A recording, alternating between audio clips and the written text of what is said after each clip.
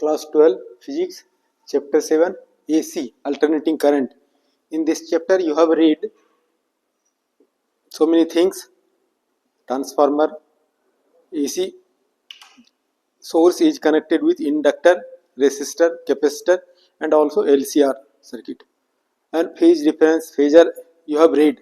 Now you will study power in AC circuit, in LCR circuit, and power factor. This you will derive. P is equal to P power, average power, true power is equal to VI. V and I, these are the alternating voltage or RMS value of voltage, and I RMS value of current. And cos phi, phi is the phase angle between current and voltage, in a phase difference between current and voltage, and phi is the phase difference.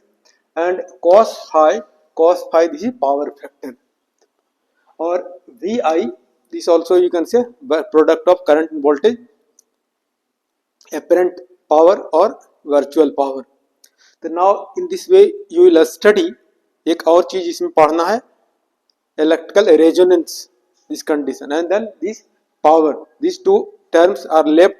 After that you will study new chapter. Now this you will derive. So let phi be the phase difference between voltage and current. Let V and I be the RMS value of voltage and RMS value of current. So V is equal to V naught sin omega t and I is equal to I naught sin omega t. Means I leads V by phase angle phi. Then instantaneous power input to LCR circuit is PI, you can say. PI instantaneous. PI you can say instantaneous power. Power you know, power is the product of voltage and current. VI, power is the product of voltage and current. So V के place पे we can put this value V naught sin omega t, और I के place पे I naught sin omega t plus phi. So here we can write V naught I naught sin omega t, and here sin omega t plus phi. इसका formula तुम लोगों ने पढ़ा है. sin a plus b is equal to sin a cos b plus cos a into sin b. तो वो formula यहाँ पे यूज किया है. तो क्या हो जाएगा, sin omega T cos phi plus cos omega T sin phi. Now pi instantaneous power, v naught I naught sin omega T common ले लिया, और इधर हो गया sin omega T cos phi plus sin cos omega T sin phi. अब जो यहाँ पर है, इस फॉर्मूला जो पुट किया है, sin a plus b is equal to sin a into cos b plus cos a into sin b. This formula यहाँ पर यूज किया है. अब यहाँ पर क्या हो गया, P I is equal to, ये हमारा कॉमन है, कॉमन ले लिया और इससे क्या है मल्टीप्लाई किया, साइन ओमेगा से मल्टीप्लाई किया, तो V naught I naught common हो गया, और sine omega T sine square omega T, और ये कॉस फाई प्लस, अब इस साइन ओमेगा टी को इधर मल्टीप्लाई किया तो क्या हो गया sign omega T cos omega T और साइन फाई. अब यहाँ हमने क्या किया, 2 से मल्टीप्लाई किया और 2 से डिवाइड किया, कैंसिल करोगे तो यही मिलेगा. फायदा क्या हो गया, इससे वी नॉट आई नॉट और इधर sine square omega T cos phi plus, ये 2 हो गया. अब एक फॉर्मूला है sine 2 theta is equal to 2 sine theta into cos theta. यहाँ क्या हो गया 2 sine omega T cos omega T, इसके प्लेस ये फॉर्मूला यूज किया, क्या हो गया साइन 2 ओमेगा टी और ये साइन फाई. अब यहाँ पर हमको क्या निकालना है, average power for complete one cycle. Complete one cycle जब कहते हैं तो लिमिट लेते हैं. एवरेज पावर क्या होगा, the average power over A complete cycle of AC in LCR circuit. तो एवरेज पावर क्या हो जाएगा, ये एवरेज पावर हो गया, ट्रू पावर हो गया, इज इक्वल टू हो जाएगा इंटीग्रेशन, लिमिट हो जाएगा 0 टू टी, और पी आई इंस्टेंटेनियस पावर और D T divide by time period T. अब यहाँ पर 1 बाय टी हो गया.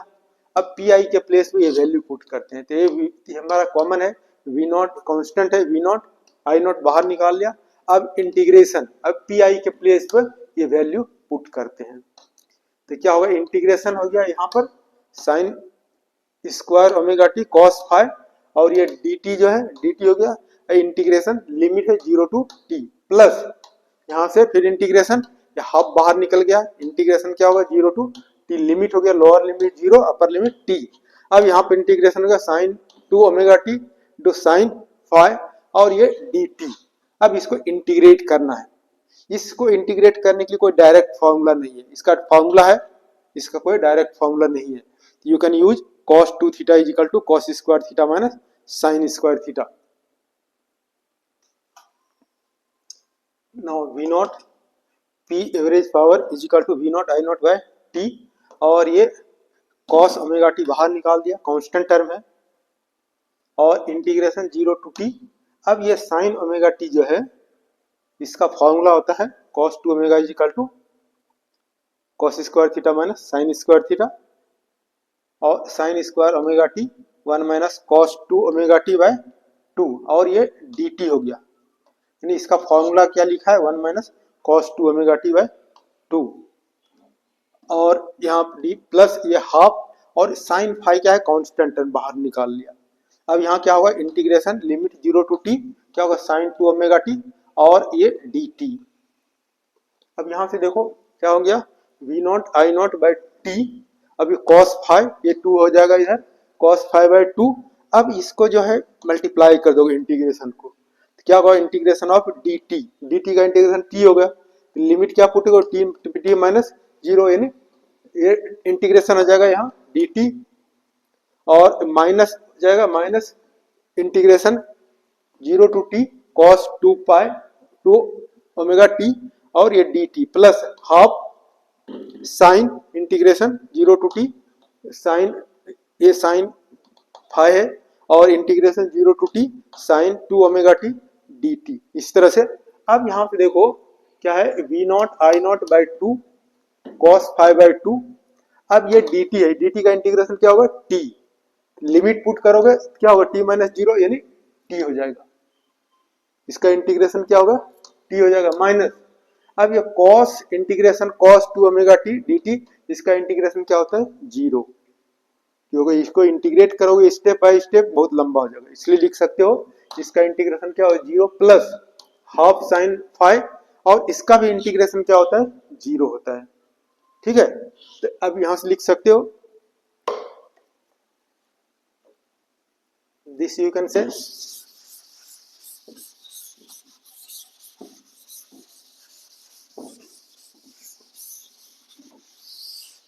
अब यहां से क्या हो जाएगा V naught I naught by 2, अब यहाँ cos 5 बाय 2 और ये t हो जाएगा, ये क्या होगा 0 हो गया, इसको मल्टीप्लाई करोगे 0 हो जाएगा, इधर बाकी 0 हो जाएगा, दिस यू आर गेटिंग। और यहाँ से हमारा क्या था ये t था, ये याद करोगे t लिख कर लाते रहे, छूट गया t होना चाहिए, t क्या होगा कैंसिल हो जाएगा, ये पावर इज इक्वल टू क्या हो जाएगा वी नॉट बाय रूट 2, और यहाँ आई नॉट बाय रूट 2 और cos 5 फॉर्मूला पढ़ा है, तो ये क्या हो जाएगा वी आर एम एस, इधर क्या हो गया आई आर एम एस, और इधर cos 5, this you are getting. जो हमने फॉर्मूला यूज किया है यहाँ देखो वी नॉट बाय रूट 2 और आई नॉट बाय रूट 2, ये फॉर्मूला क्या हो गया V R M S is equal to V naught by root 2, और ये आई आर एम एस लिखा है, I R M S is equal to I naught by root 2, इसके प्लेस पे लिखा है आई आर एम एस, इसके place पे लिखा है, और ये इंटीग्रेशन जैसे है integration 0 to T sine 2 omega T D T is equal to integration 0 to T cos 2 omega T D T, इसका क्या होता है 0 होता है। और एक फॉर्मूला जैसे है sine square omega T is equal to क्या लिख सकते हो 1 minus cos 2 omega by T, this is our required expression. ये हमारा क्या होगा पावर फैक्टर हो गया, ये जो प्रोडक्ट है this is virtual power, product of current voltage and current, ये क्या हो एवरेज पावर या ट्रू पावर कर सकते हो, तो this is the expression for power. और for simplicity this you can write down, क्या हो जाएगा सिंप्लिसिटी के लिए लिख सकते हो P is equal to V I cos 5, ये हमारा एवरेज पावर के लिए इस तरह से just you can write down. Special cases you can see, ये हमारा फॉर्मूला हो गया पावर, पी क्या एवरेज पावर, ट्रू पावर, और ये क्या हो गया cos फाइव पावर फैक्टर, और वी आई क्या है वर्चुअल और एवरेज, वर्चुअल और दिस आरएमएस वैल्यू ऑफ, और एपरेंट पावर, वी आई क्या है product of V I, this is apparent power और virtual power. So cos phi equal to क्या हो गया P by V I, cos phi equal to average power by virtual power.